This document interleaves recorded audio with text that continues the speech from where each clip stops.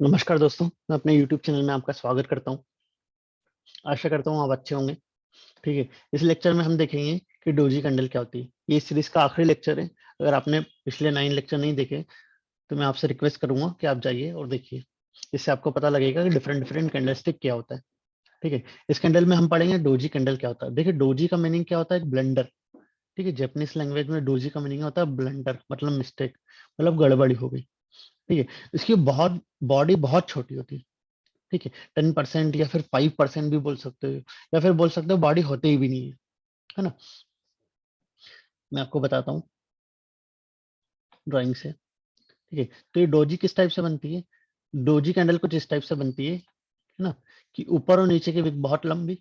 ठीक है, और बीच में एक छोर हल्की सी बॉडी, है ना। तो अब डिफरेंट टाइप की डोजी हो सकती है ना। एक डोजी, अलग अलग टाइप की मैं डोजी बता देता हूँ। सबसे पहली डोजी तो क्या, कि ये बॉडी बनी, ओपनिंग और क्लोजिंग एग्जैक्टली सेम रहे। दूसरे टाइप की डोजी क्या, ठीक है, तो इसको क्या, ये फर्स्ट टाइप को क्या बोलेंगे? Doji candle. सेकंड टाइप को भी क्या बोलेंगे? Doji candle. ठीक है ना, कि दोनों साइड की विक लंबी है और बॉडी बहुत छोटी है। ठीक है, ये बॉडी ग्रीन भी हो सकती है, रेड भी हो सकती है। ठीक है, एक क्या होती है कि ऊपर नीचे की विक बहुत लंबी बनती है। ठीक है, वो क्लोजिंग कहाँ बनती है या फिर बॉडी कहाँ बनती है? ठीक है, हाफ पॉइंट से नीचे बनती है। यहाँ यहाँ नहीं बन रही है, बट बॉडी नीचे बन रही है। ठीक है, अब अगर नीचे इसकी बॉडी बनती है तो उसको क्या बोलेंगे? ग्रेवस्टोन डोजी, है ना। Inverted gravestone doji. Gravestone doji क्यों बोलते हैं? क्योंकि कब्र पे कैसा निशान रहता है? कब्र पे कुछ ऐसा निशान रहता है ना। तो इसको उल्टा कर दे तो उस टाइप से ही लग रहा है। ठीक है, तो ये थर्ड कैंडल कौन सी है? ग्रेवस्टोन डोजी, है ना। ये फोर टाइप की कैंडल कैसे बनती है कि इसका उल्टा बन जाए, है ना। तो इसको क्या बोलेंगे? ग्रेवस्टोन डोजी, है ना। तो टोटल हमने कौन कौन सी कैंडल देखी? ठीक है, इसको क्या बोलेंगे? डोजी, है ना। सिमिलरली,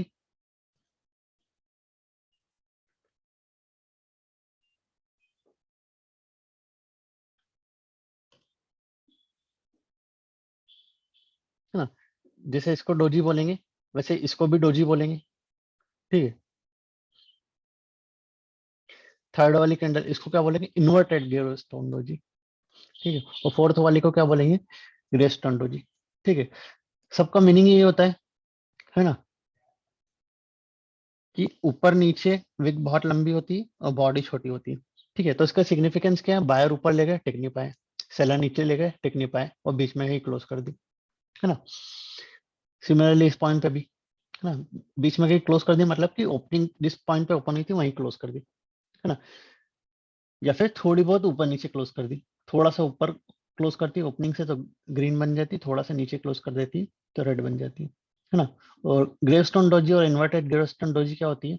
ठीक है, थोड़ा सा सिग्निफिकेंस अलग होता है ना। इन दोनों में क्या होता है कि ये डायरेक्शन, कोई डायरेक्शन नहीं बताती। ठीक है, इसका मीनिंग है किसी को पता नहीं कि डायरेक्शन क्या होगी, अप होगी या डाउन होगी।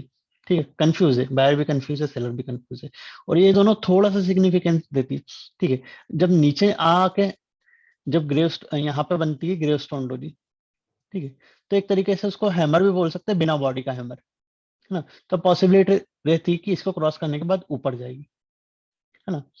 और जब इस टाइप की कैंडल बनती है ना, इन्वर्टेड ग्रेवस्टोन डोजी के ऊपर गए ऊपर गए ऊपर गए, और एक डोजी बन गई इन्वर्टेड, है ना। तो एक तरीके से शूटिंग स्टार भी बन गई, बिना बॉडी की शूटिंग स्टार, है ना। तो हम लोग इन दोनों पे कंसंट्रेट करेंगे अभी। ठीक है, इसका मीनिंग क्या होता है कि ना तो अप ट्रेंड है ना डाउन ट्रेंड है।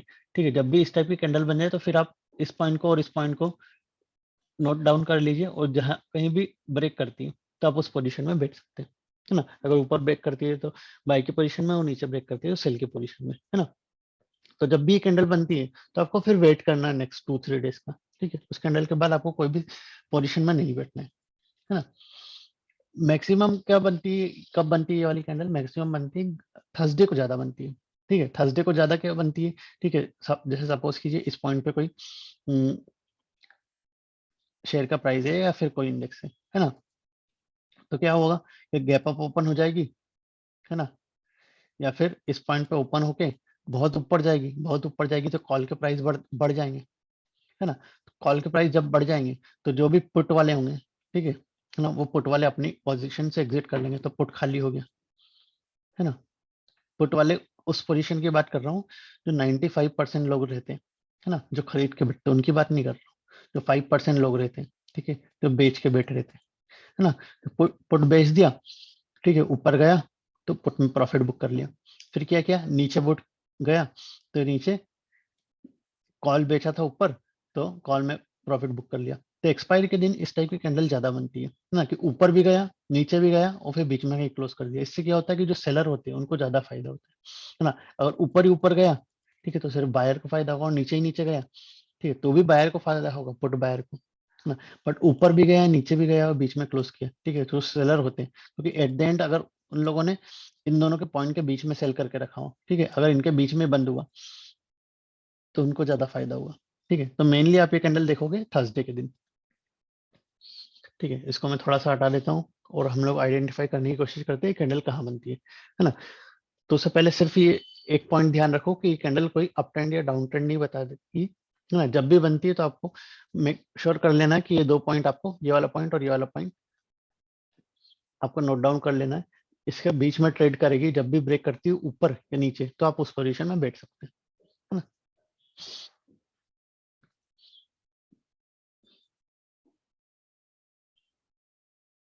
ठीक। परफेक्ट डोजी क्या होती है? परफेक्ट डोजी ये होती है कि उसकी बॉडी ना हो, हाँ, जैसे कि मैंने आपको बताया थी थोड़ी देर पहले, ये परफेक्ट डोजी, ठीक है। बट ये वाली डोजी आपको मिल जाएगी 90% of the time. Perfect doji आपको बहुत कम मिलेगी, है ना, क्योंकि कुछ प्राइस में डिफरेंस तो आ ही जाता है। ऐसा तो है नहीं कि 99.3 पे ओपन हुई तो 99.3 पे ही क्लोज हो, है ना।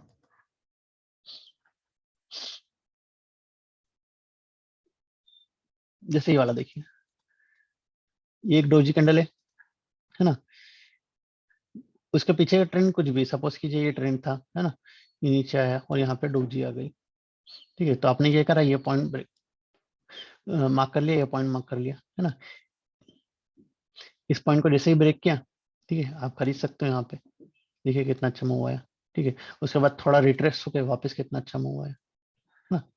तो डोजी क्या बताती है? डोजी जब भी ब्रेक होती है, डोजी का हाई या डोजी का लो ब्रेक होता है, तो हाई ब्रेक होता है तो अप ट्रेंड में चले जाता है, ठीक है। लो ब्रेक होता है तो डाउन में चले जाता है, ठीक है। रिट्रेस तो होता ही, किसी भी सिचुएशन में कोई सी भी आप कंडीशन ले लो, रिट्रेस तो होता ही है ना।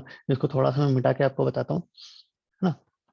जैसे कि डोजी बनी, ठीक है, आपने ये वाला पॉइंट और ये वाला पॉइंट मार्क कर लिया, ठीक है। ये वाला पॉइंट जब भी ब्रेक हुआ, है ना, तो क्या क्या आपने बाई कर लिया, ठीक है। तो आपको दो तीन कैंडल के बाद में यहाँ पे निकल जाना है, ऑब्वियस सी बात है, क्योंकि रिट्रेस करने कहीं ना कहीं आएगा इसे, ठीक है। तो ये रिट्रेस करने वापस आया, ठीक है, आप यहाँ पे कहीं बाई कर सकते थे।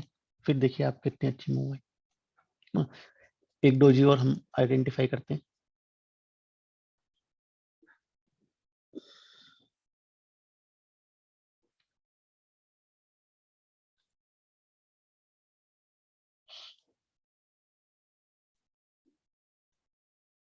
ठीक है। जैसे ये वाली कैंडल देखिए, ये डोजी कैंडल है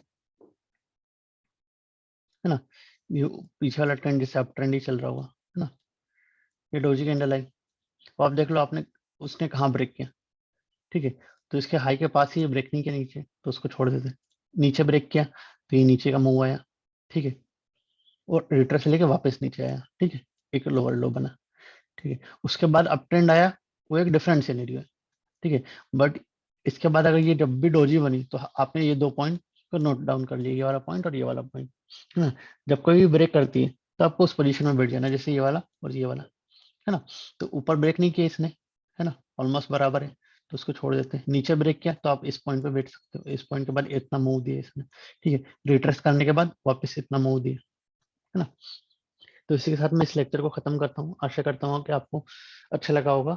अच्छा लगा तो वीडियो को लाइक करिए, चैनल को सब्सक्राइब करिए, और ये सीरीज यहीं खत्म होती है। अगर आपको लगता है कि मैं इन सब कैंडल स्टिक को मर्ज करके एक पूरा होल वीडियो बनाऊं, तो आप कमेंट सेक्शन में बताइए, ठीक है। मैं सबको मर्ज करके और हर कैंडल स्टिक के बारे में सिर्फ एक ही वीडियो बना दूंगा। Thank you so much.